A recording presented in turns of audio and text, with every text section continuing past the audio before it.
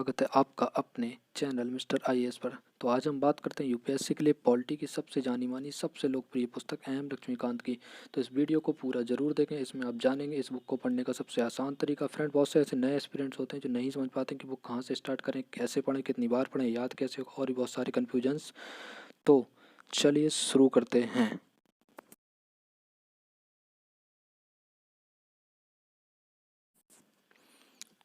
तो चलिए अब बुक को ओपन करके देखते हैं इसके अंदर हमें क्या क्या चैप्टर्स मिलते हैं, कौन कौन से टॉपिक्स पढ़ने को मिलते हैं जो एग्ज़ाम में पूछे जाते हैं।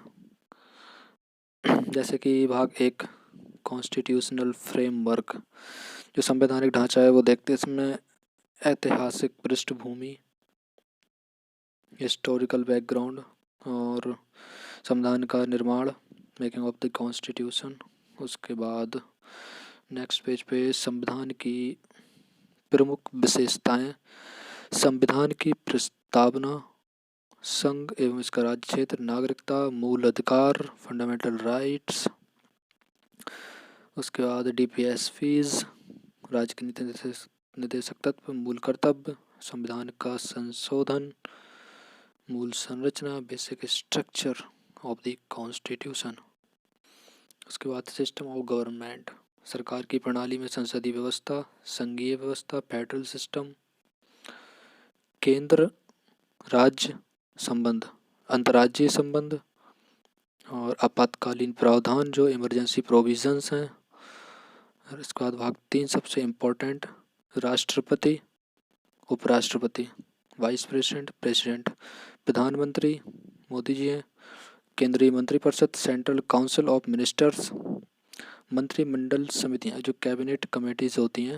उसके बाद पार्लियामेंट, एक बड़ा चैप्टर है, इसको बहुत डिटेल में पढ़ने की ज़रूरत है आपको। उसके बाद संसदीय समितियां,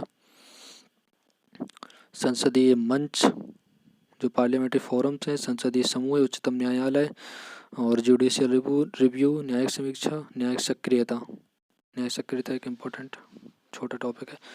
जन इतिहास का। उसके बाद भाग 4 राज्य सरकार, राज्य सरकार के अंतर्गत राज्यपाल, मुख्यमंत्री, राज्य की मंत्रिपरिषद और उसके बाद राज्य विधानमंडल, जैसे सेंट्रल संसद होता है, इधर हाई कोर्ट और अधीनस्थ न्यायालय, जम्मू कश्मीर का विशेष दर्जा, कुछ राज्यों के लिए विशेष प्रावधान जैसे महत्वपूर्ण टॉपिक।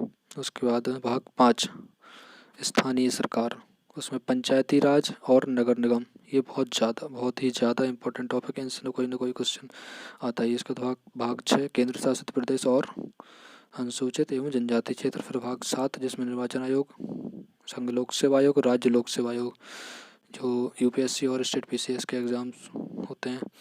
वित्त आयोग, SC ST के लिए राष्ट्रीय आयोग, भारत का महानियंत्रक एवं महालेखा परीक्षक और महान्यायवादी।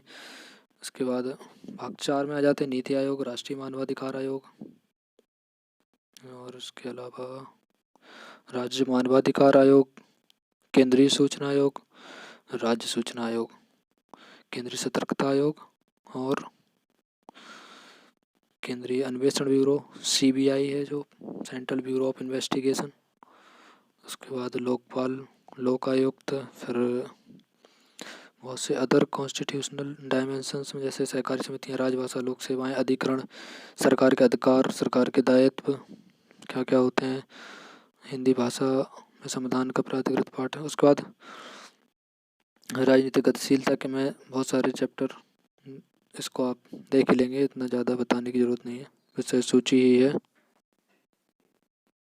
संविधान की कार्यप्रणाली, परिशिष्ट में संविधान के अनुच्छेद, संविधान के अंतर्गत व्याख्याएं या आचार संहिताएं और ऐसे कुछ इम्पोर्टेंट टॉपिक्स देख लेना। तो चलिए बात करते हैं कि इस बुक को पढ़ना कैसे है। सबसे पहला जो भाग है, भाग 1 ऐतिहासिक पृष्ठभूमि, इस चैप्टर को नहीं पढ़ना है पहले। ज़्यादातर बच्चे क्या करते हैं, इस चैप्टर को पढ़ना स्टार्ट कर देते हैं, फिर इसमें उन्हें होती है बहुत सारी प्रॉब्लम्स, याद होता है भूल जाते हैं, फैक्ट्स इतने सारे हैं, हिस्ट्री से कनेक्टेड है, समझ में आता नहीं है। इसके लिए क्या करें, इसके लिए इस चैप्टर को छोड़ देना, इस पूरे भाग को छोड़ देना है। अब इस भाग को छोड़ देंगे तो कहाँ से स्टार्ट करेंगे, तो फिर चलते हैं भाग 3 पर। ये भाग 3 दिखाई दे रहा होगा। सेंट्रल गवर्नमेंट, इसमें सबसे पहले पढ़ते हैं राष्ट्रपति, उसके बाद उपराष्ट्रपति, फिर पूरा प्रधानमंत्री, केंद्रीय मंत्रिपरिषद, और ये सारे चैप्टर पढ़ने हैं, लेकिन ये एक साथ नहीं पढ़ने हैं। सबसे पहले हम पढ़ेंगे राष्ट्रपति एक चैप्टर, उसके बाद भाग 4 का पढ़ेंगे राज्यपाल, क्योंकि ये दोनों चैप्टर बहुत आसानी से कवर कर लेंगे आप। सेम अनुच्छेद, लगभग एक जैसे सीक्वेंस में। कहाँ गया भाग 4?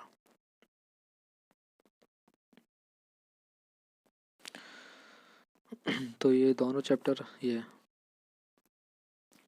राज्यपाल, राष्ट्रपति और राज्यपाल। उसके बाद आप प्रधानमंत्री पढ़ेंगे उधर, और इसमें पढ़ेंगे मुख्यमंत्री। ऐसे करके आपको पूरे चैप्टर पढ़ लेने हैं। उधर पढ़ेंगे आप केंद्रीय मंत्रिपरिषद, इधर पढ़ेंगे राज्य मंत्रिपरिषद। फिर भाग 3 में पढ़ेंगे आप संसद, और भाग 4 में पढ़ेंगे राज्य विधानमंडल। ऐसे उधर पढ़ेंगे सुप्रीम कोर्ट, इधर हाई कोर्ट। तो ये दोनों सेम आपको साथ साथ पढ़ लेने। इससे क्या होगा, इससे ये होगा कि आपके दोनों भाग एक साथ कंप्लीट हो जाएंगे। और जो मोस्टली क्वेश्चंस आते हैं, लगभग 30 से 40% क्वेश्चन सेंट्रल गवर्नमेंट और स्टेट गवर्नमेंट और उसके अलावा लोकल बॉडीज़ से आते हैं, जो कि पंचायती राज और नगर निगम। तो ये पंचायती राज नगर निगम ये बहुत ही ज़्यादा अच्छे से पढ़ लेंगे। इसमें जैसे ये 1996 का पेशा का अधिनियम, ये बहुत ज़्यादा इंपॉर्टेंट है।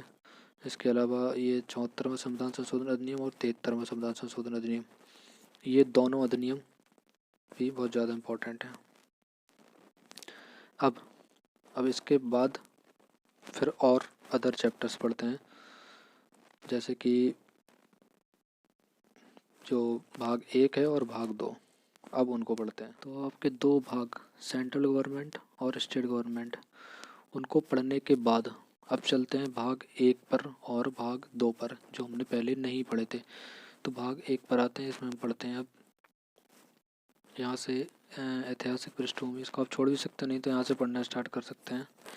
इसको पढ़ते हैं, संविधान का निर्माण पढ़ते हैं, उसके बाद संविधान की प्रमुख विशेषताएं, संविधान की प्रस्तावना, संघ इसका राज्य क्षेत्र, नागरिकता मूल अधिकार। ये जो 2 चैप्टर हैं, ये फंडामेंटल राइट्स, इनको जितनी बार हो सके उतनी बार पढ़ते हैं, पढ़ना चाहिए और आप ज़रूर पढ़ें। इससे क्वेश्चन आना ही आना है। फंडामेंटल राइट्स, फंडामेंटल ड्यूटीज़ जो मूल कर्तव्य हैं, और हमारे राज्य के जो नीति निर्देशक तत्व हैं, इन 2-3 चैप्टर से क्वेश्चन आना ही आना है। इनको आप रिवीजन के लिए आगे बुक उठाएं या जब भी उसको पढ़ें, तब इन चैप्टर्स को बार बार पढ़ते रहें और डिटेल में पढ़ें। इसके अलावा आप लक्ष्मीकांत के अलावा और बुक है एक सुभाष कश्यप, उसको भी पढ़ सकते हैं। छोटी बुक है, लेकिन वो थोड़ी उसकी लैंग्वेज उतनी आसान नहीं है जितनी लक्ष्मीकांत की, इसलिए पहले लक्ष्मीकांत को पढ़ें। संविधान का संशोधन, फिर मूल संरचना, और ये सारे चैप्टर। फिर सरकार की प्रणाली, ये बहुत ज़्यादा इंपॉर्टेंट है, जिसमें आपकी पूरी संसदीय व्यवस्था, संघीय व्यवस्था, इन दोनों में अंतर क्या है, इनसे मेंस के क्वेश्चन भी बन सकते हैं। जिसमें ये जैसे संघीय व्यवस्था का आलोचनात्मक मूल्यांकन, ये सारे मेंस के लिए बहुत ज़्यादा इंपॉर्टेंट हो जाते हैं।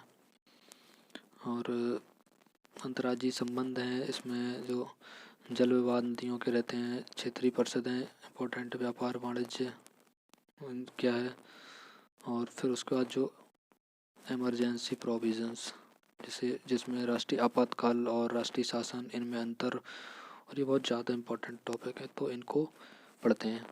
इन 4 टॉपिक्स को पढ़ने के बाद जो 4 भाग आपने पढ़ लिए, इसमें सेंट्रल गवर्नमेंट, स्टेट गवर्नमेंट, भाग 1 पढ़ लिया, और उसके अलावा अब भाग 2 सरकार की प्रणाली पढ़ ली। इसके बाद इतना होने के बाद आपको अब बहुत ज़्यादा, अब आगे के जो चैप्टर्स हैं वो आप अपने मन से अपने हिसाब से पढ़ सकते हैं। बाकी लगभग जो 70% क्वेश्चंस आपके बनेंगे, वो इन्हीं 4 चैप्टर से बनेंगे, इन्हीं 4 भागों से बनेंगे। इनमें आपके प्री के भी बनेंगे, मेंस के भी। अब आप इसमें करंट के लिए न्यूज़पेपर वो भी ऐड कर सकते हैं और सुभाष कश्यप की बुक पढ़ सकते हैं। सुभाष कश्यप।